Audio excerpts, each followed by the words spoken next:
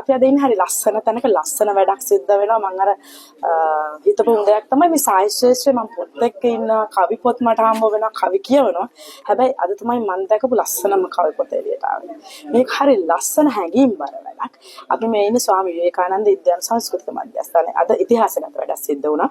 අද අපේ ලංකාවේ කඳු කර මිනිසුන්ගේ අපි මේ තේ දළුලෙන්න අපේම සහෝදර සහෝදරියන්ගේ හරි ලස්සන කවි පොතක් එළි දැක්වුණා. ඉතින් මේ කවි පොත ගැන මට මාස කීපයකට කලින් දැනගන්න හම්බුණා. මම හරි සතුටු වුණා මේ වගේ දෙයක් සිද්ධ වෙනවා. හැබැයි ගොඩක් කට්ටිය කියනවා කරනවා කියලා හැබැයි කරන්නේ නැහැ. හැබැයි මට දැන් මේ සති කීපයකට කලින් කතා කළා මාෂි අර පොත එනවා ලොන්ච් වෙනවා එනවද කියලා අහනවා. ඉතින් විතුමා තමයි මට කතා කරන්නේ. ඉතින් මේක සිද්ධ වෙන්නේ පෙන් ඉන්ටර්නැෂනල් සහ පෙන් ශ්‍රී ලංකා සහභාගීත්වයෙන්. ඉතින් මට පොඩ්ඩක් කියන්න මොකද්ද මේ පෙන් ඉන්ටර්නැෂනල් කියන්නේ පෙන් ශ්‍රී ලංකා කියන්නේ මේ පොඩ්ඩක් අලුත් අපේ මේ සාහිත්‍ය පැත්තට චුට්ටක් කියන්නේ මොකක්ද කියලා. පෙන් ශ්‍රී ලංකා කියන්නේ අපේ පෙන් ඉන්ටර්නැෂනල් එක නැත්නම් පෙන් ජාත්‍යන්තරයේ ශ්‍රී ලංකා ශාඛාව. පෙන් ජාත්‍යන්තරය එහෙම නැත්නම් පෙන් ඉන්ටර්නැෂනල් කියන්නේ ලෝකේ පැරණිතම සහ විශාලතම මාධ්‍ය සංවිධානය. ඒක 1921 වසරේ තමයි ආරම්භ වුණේ එංගලන්තයේ. මේ වෙනකොට රටවල් 120ක පමණ පෙන් ශාඛාවන් තියෙනවා. නමුත් අවාසනාවකට වගේ ශ්‍රී ලංකාවේ මේ පෞද්ගලික අවුරුදු වෙනකම්ම පෙන් ශාඛාවක් තිබුණේ නැහැ. නමුත් අපිට පුළුවන් වුණා අවුරුදු දෙකක පමණ කාලයක ඉඳලා මහන්සි වෙලා අවසානයේ ශ්‍රී ලංකාවට පෙන් ශාඛාවක් ලබා ගන්න. ඉතින් ඒක තමයි පෙන් ශ්‍රී ලංකා කියන්නේ.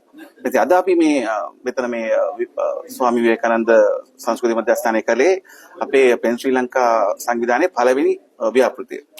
ඉතින් ඒ ව්‍යාපෘතිය තමයි අතරම පුවපති කියන මම කියන්නද දැන් මම? කියන්න.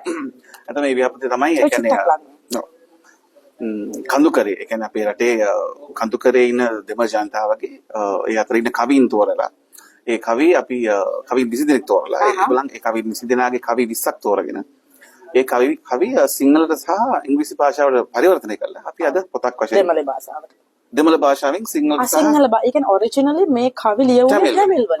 වතුකරේ දෙමළ ජනතාවනේ. ඒගොල්ලෝ ලියපු කවි අපි සිංහලට සහ ඉංග්‍රීසි වලට ට්‍රාන්ස්ලේට් කරලා අද පොතක් විදියට එළි දැක්වුවා. ඒක තමයි අද උනේ. ඔයා දැක්කේ ඒක තමයි අද. ඒක තමයි මේක තියෙනවා voice for the voiceless. මේ මොකක්ද මේ? මේක හරි හිතට වදින ටැග්ලයින් එකක්. මේ ගැන පොඩ්ඩක් හොඳ ප්‍රශ්නයක් මාෂි. ඒ කියන්නේ අපි අපේ මේ ව්‍යාපෘති තෝරගත්තේ ඒක තමයි. ඒ කියන්නේ ලංකාවේ ඒ කියන්නේ කඳුකරේ දෙමළ කියන්නේ ලංකාවේ හුඟක් කොන් වීමට කියන්නේ අර මාජිනලයිස් කියලා කියන්නේ කොන් වීමට ලක්ුණු කට්ටියක්. ඒ කියන්නේ දැන් සිංහල ප්‍රධාන ධාරාවේ මාධ්‍ය තුල ඒගොල්ලන්ට කොහොමද ඉඩක් හම්බෙන්නේ නැහැ. සිංහල ප්‍රධාන ධාරාවේ මාධ්‍ය තුල කොහොමද දෙමළ මාධ්‍ය ඉඩක් නැහැනේ. තමිල ප්‍රධාන මාධ්‍ය තුලත් ප්‍රධාන ධාරාවේ මාධ්‍ය තුලත් මේ කඳුකරේ දෙමළ ජනතාවගේ සාහිත්‍යයට ලොකු ඉඩක් ලැබෙන්නේ නැහැ. ඒකින් තමයි තෝරගත්තේ මේගොල්ලන්ගේ සාහිත්‍ය කොහොම හරි ප්‍රවර්ධනය කළ ලෝකෙටත් ලංකාවටත් අරගෙන යන්න. තමයි පිටුවේ. අතම අපි මේකෙන් බලාපොරොත්තු වෙන එකක් තමයි මේ කවීන්ව ලෝකෙටත් ලංකාවටත් හඳුන්වා දෙන්න. ඒ වගේම අනිත් එක තමයි අපි මේකෙන් බලාපොරොත්තු වුණා මේ අපි ජාතීන් අතර සංගීතය ගොඩනගන්නේ. ඒ කියන්නේ ඒගොල්ලන්ගේ සිතුම් පැතුම් අපිට තෝරගන්න පුළුවන් නම් ඒ අපි දෙකොල්ල අතර තියෙන සම්බන්ධතාවය ගොඩනගනවා. ඒක තමයි අපි බලාපොරොත්තු වෙන්නේ. ඉතින් මේකෙන් අපි බලාපොරොත්තු වෙන එක තමයි මම දන්නේ කොච්චර ඒකට කෙරෙලාද කියලා. නමුත් ඕගොල්ලෝ වගේ අය තමයි මේක කියවලා ඒකට දැන් මට අර මේක කතාවක දැක්කද අපි දැන් කඳුකර ද්‍රවිඩ ජනතාව සහ මේ ඒ දරුණේ ජනතාවක අපි මේ ඇත්තටම හිල් කන්ට්‍රි කරලා නුවරඑළිය පැත්ත ජනතාව ගැන කවිතරයි කතා කරන්නේ. අර කතාවේදී කිව්වා වගේ මේක මාතලේ ඉන්න කළුතර ඉන්නවා මේක මේ මුළු ලංකාවක් නියෝජනනවා පොත ඇතුළේ. මේක අභියෝගයක් නේ. මේක පටන් ගන්නවා කියලා හිතන එක හරි ලේසි. හැබැයි කරගෙන යන එක හරි ලොකු අභියෝගයක්. ඒක පොඩි මම තා මුලින්ම කතා කරලා ගියද මම තමයි කරගන්න පුළුවන්. ඒක ඇත්තට මට හිතුණා. මේ මොකද්ද තිබ්බ ලොකුම අභියෝගය? ලොකුම අභියෝගය තමයි මේ කවීන්ව එකතු කර ගැනීම. ඒ කියන්නේ අතරම මේ කවීන් ඉදිරියට ආපු එක එළියට ආපු කවීන් දෙමේ. සමහරවිට ඒගොල්ලන් කවියක් කවදාවත් පත්‍රයටවත් ලියලා නැහැ.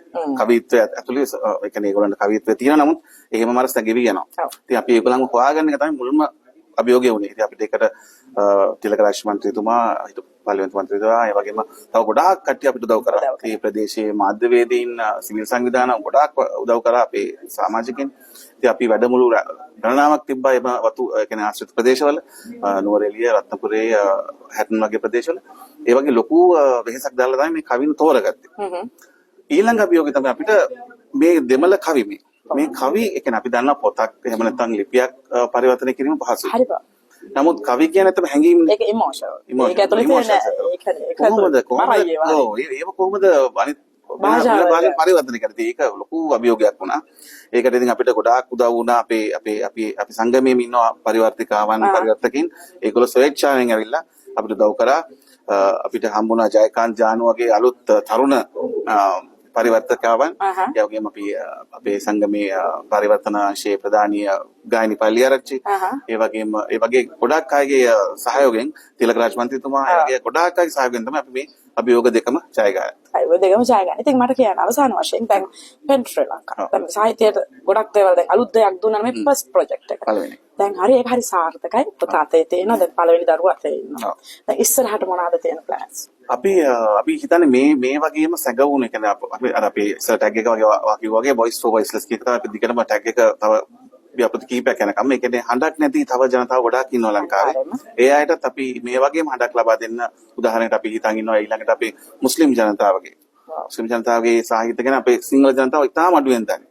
ඒ අයටත් ඒ වගේ සිංහල ජනතාව අතරට ඒ සාහිත්‍ය ගෙනියන්න අපි ඉදිරියේදී මේ වගේම ව්‍යාපෘතියක් කරනවා. ඉතින් ඔයාගේ සහයෝගය බලාපොරොත්තු වෙනවා. අනිවාර්යයෙන්ම පොත් ගැනද මේ සම්බන්ධෙද අර කිසිම දෙයක් නැතු අනිවාර්යයෙන්ම කිව්වේ මම එතන ඉන්නවා. ඒ දෙන්න ඕන සහයෝගය අනිවාර්යයෙන්ම දෙනවා. පැතුම් ලොකු හොඳ වැඩක් කරේ. මේක අර හොඳ වැඩක් නෙමෙයි මේක පින් සිද්ධ වෙන වැඩක්. මොකද කඳු කරේ ජනතාව කියන්නේ එයාලගේ ජීවිතේ හරි එක රූටින් එකකට යන්නේ. එයාලට එළියට යන්නේ එයාලගේ දක්ෂතාවයෙන් එළියට දාන්න පුළුවන්ම දෙපත් එයාලට නෑ සෝසස් කොහොමද ඒවා එළියට දාන්නේ කියලා.